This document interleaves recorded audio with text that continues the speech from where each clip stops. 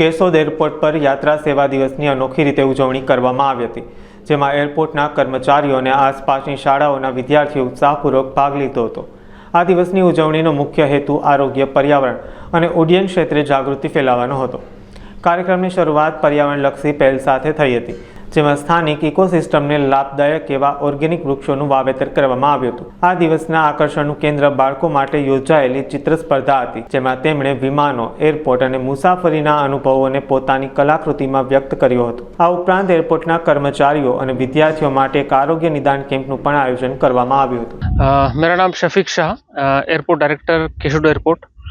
हम लोग 17 सितंबर को यात्री सेवा दिवस मना रहे हैं। भारत सरकार के नागर विमानन मंत्रालय और airport authority of India corporate headquarter के निर्देश अनुसार ये यात्रियों को जो सेवा देते हैं उसका हम सम्मान कर रहे हैं और हमारी सेवा एक हमारे लिए परम धर्म के रूप में है। ये दिखाने के लिए ये पर्व मनाया जा रहा है।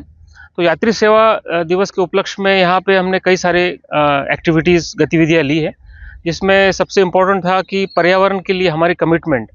हमने यहाँ पर ट्री प्लांटेशन का प्रोग्राम करवाए, साथ साथ जो स्कूल के बच्चे होते हैं उनके माध्यम से उनमें पर्यावरण की जागृति हो, इसलिए एक ड्राइंग कंपटीशन का भी हमने आयोजन किया केशोद विमानतल पे।